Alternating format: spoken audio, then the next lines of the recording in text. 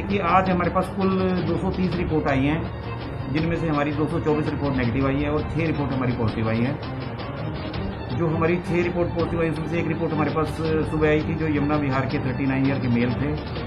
ये इनकी report positive आई थी और 5 जो है वो हमारी रिपोर्ट जो पॉजिटिव वो शाम को आई हैं। इसमें करतारपुर से 25 वर्षीय महिला है, एक आज़ाद नगर से 22 वर्ष की महिला है, खेड़ा मंदिर भोजपुर से एक 40 वर्ष के मेल हैं, एक चिट्टा मंदिर से 32 वर्षीय महिला है और एक 20 वर्ष के पुरुष हैं इंदिरा गार्डन ITI से। इनमें 4 जो हैं वो जो हमारे पास पहले पॉजिटिव आए हुए थे उनके ही सबॉर्डिनेट स्टाफ है और एक जो है उनसे इनकी नोएडा से ट्रैवल की हिस्ट्री है।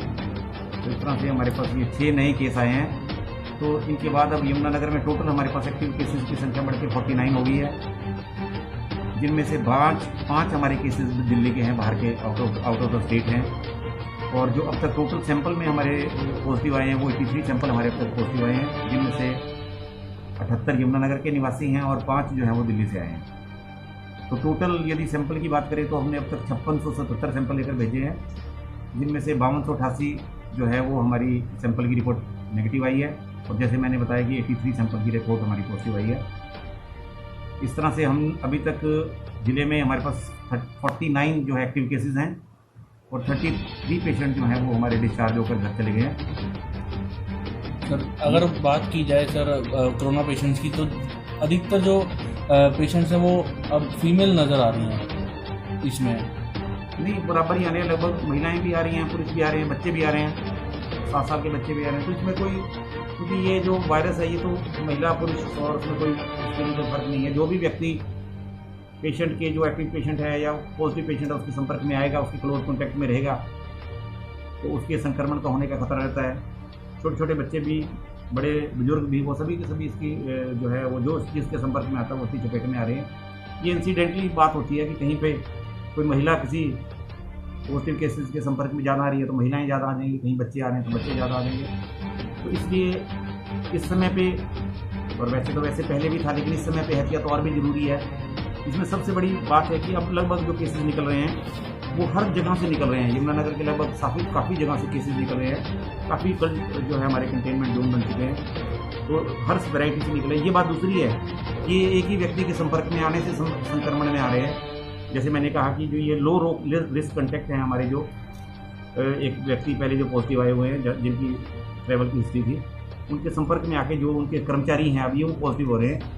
तो कॉन्टैक्ट ट्रेसिंग से एक व्यक्ति के संपर्क में आ रहे हैं, लेकिन ये एरिया अलग अलग हैं, तो इससे जो है ये संभावना बनती है कि ये आगे किसी और के संपर्क में इस तरह से आते हैं। हालांकि कंटेनमेंट जोन भी बनाए जा रहे हैं तो संभावना है कि वहाँ भी पॉजिटिविटी हो सकती है।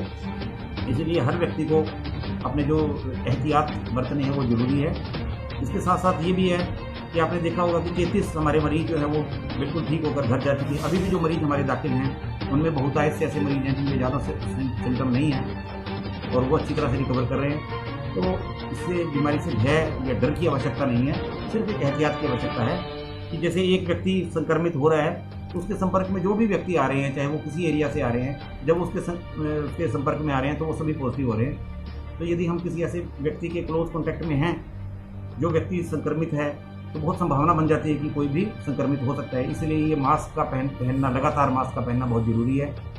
लगातार अपने हाथ को धोना बहुत ज़रूरी है।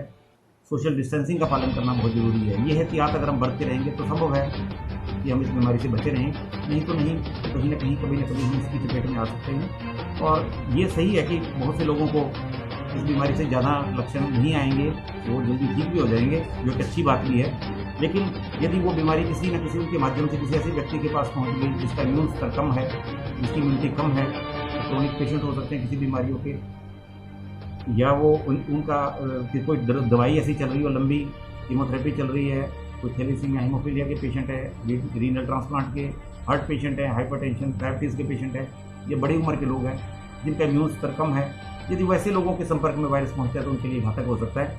इसलिए ज़रूरी है कि हम लगातार हर बार जब भी घर से बाहर निकले तो मास्क का प्रयोग करें और मास्क को मैंडेटरली लगाएं कि हमारे शरीर के नाक और मुंह को दोनों को अच्छी तरह से ढक रहा हो।